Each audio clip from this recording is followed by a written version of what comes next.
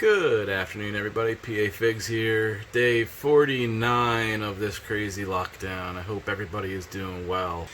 It has been a long week. A lot of nothingness, bad weather. We've had several days of rain and terrible winds. I did move some stuff out of the greenhouse to get it used to the sun and harden off. I kind of used the opportunity of the cloudy days and the rain to get it used to it. The wind was a little bit stronger than I expected, but in the back of the house here it was kind of protected. So let me show you those things.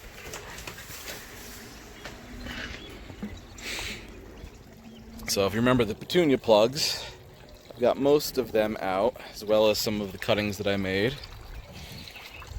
And you can see I definitely should have enough petunias for my front flower bed. A couple of the fig trees that got started in the greenhouse. And you can see here's the one white Madeira that I had left in there all winter. And I had it out in the orchard thinking it would be okay, but it did get burned. And it did not like the wind very much, but it surprisingly held on to some of the figs that it has on it. These guys looks like they got a little bit of burn. You can see them here. So always the problem with bringing trees out of the greenhouse, especially when they've been in there too long. And the humidity, you can see how they're saggy. It's partially from the wind, but also the greenhouse with the high humidity, they put these great big leaves on, and it's just not sustainable outside of the greenhouse. So these leaves really struggle because they just can't get enough, I guess, moisture uptake, and you can feel them. They're real thin as opposed to the leaves that form outside the greenhouse that are normally nice and thick. But either way, we've got things started out here. The zinnias had grown pretty leggy. I have to remind myself not to start those as early next year. I feel like I say that every year, but that's okay. And yeah, we're gonna spend the weekend probably getting some of the stuff potted up. But that is not the real fun for this video. The real fun from this video is a package I received. Let's go take a look. Okay, so this is a package I received from my friend Amy out in California. This was a trade/gift that we had, talked about for a while here, and she's been working on for me. So Amy, if you're watching, I appreciate it. And let's see if I can get this camera stabilized, and I'll go ahead and show you guys what I got. Okay, so let's open these up and see what we got in here. Here is the first one.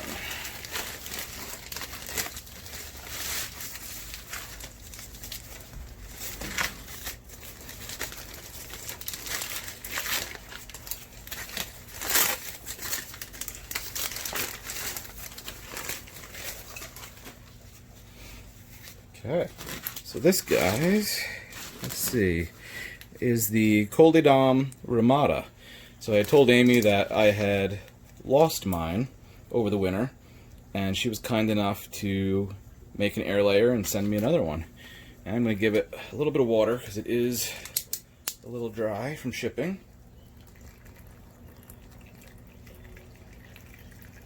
Might as well just drench it.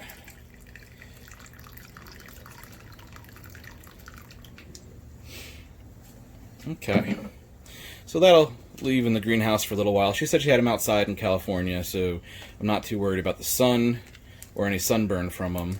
But I am going to leave them in here with the extra humidity and let them harden off a little bit. So there's the Coleodon ramata. And the next guy, which is one that I've been looking for a long time. I had gotten cuttings once upon a time, and they turned out not to be the exactly right thing. See.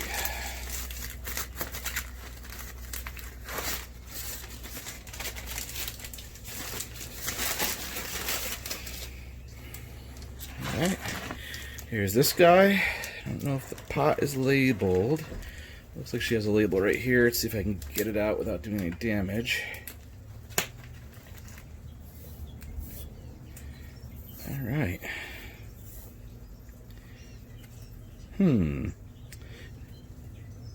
This might not be the right label for it. Primata Otter. I'm not sure what that is. Primata Adder. But this is supposed to be I believe it is, a Pardijol Ramada. Or Pardijol Ramada. I'm not sure if I'm pronouncing that right. There's another card in here. Let me see. I see if you look at the wood, you can see that there is variegation on the wood. And I'll have to ask Amy for a bit of a tutorial. Okay, that's just to hold the soil in, on what the name tag is. Again, I'm just going to go ahead and I'm not going to get the leaves wet after it's been shipped like this, because I don't want the sun to work as like an amplifier and a magnifying glass to the water and damage the leaves. But I am going to get them nice and drenched, give those roots some water after their long trip. Alright, so those will perk up over the next day or two, especially in the humidity of the greenhouse. But two trees that I've been, well, one that my Coleodon ramadi may have seen my previous videos of. I really enjoyed the fruit, but my tree greatly suffered from some sort of FMD or disease or something, and I think I just let it put too much fruit on last year, and over the winter it just didn't have enough energy to, and it wasn't healthy enough to survive. So the Pardijol Ramada I had gotten in the past was not variegated. It put out fruit, and it wasn't variegated. So a lot of times you can see, let me just wet it down a little bit here. If you're looking for a Ramada, and it's not always, but often, you can see in the wood, if I bring this up close for you, you can see that that wood has a little bit of multicolored to it, just a little variegation in the bark itself. And that's usually a pretty good way to tell if a cutting that you got or a tree is going to produce variegated fruit. But it's not 100%. Let's see if we can take a look at my Bordeaux Negro Ramada in the greenhouse here and see it. Okay, so here's my Bordeaux Negro Ramada, and it's tough to see on the main trunk, but there is a little bit of variegation. But you can see on this branch right here, you can see the variegation, and then that carries through up a little further, and then definitely onto the fruit. You can see how nicely variegated it is. But it can be hard to tell. If you look at some of the branches up here, you know, there's not, on the older wood, there's not an awful lot of that variegation to see. So don't automatically assume, if you get a cutting that you don't see the variegation on, that it's not going to produce variegated fruit, because it is very difficult to tell just by the wood itself. If you look closely, you could see it, but I mean, it's very, very slight.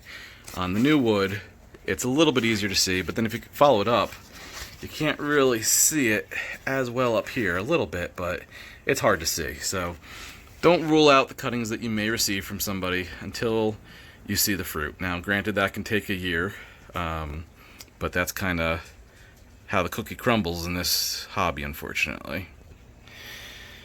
So, very excited to have something to play with this weekend. I'll probably let these guys soak for a bit, let them recover, and then maybe up-pot them into a small self-watering container. I might leave them in the greenhouse to get a little growth on them in the spring before putting them outside here.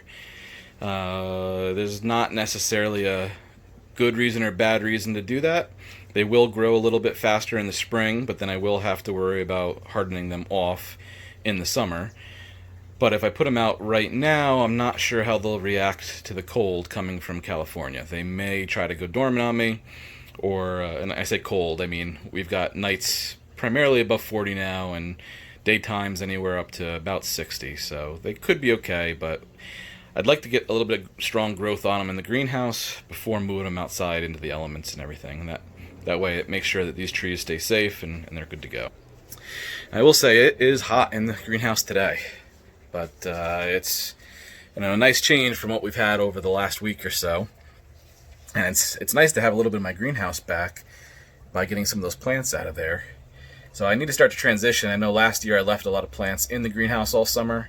It really becomes a pain. I do have water hooked up in here, but it gets super hot in the greenhouse. And that fan that you can see up, the exhaust fan that's up there, it just runs constantly in the summer because it's hard to keep the greenhouse below 90 degrees when it's sunny and 85 out.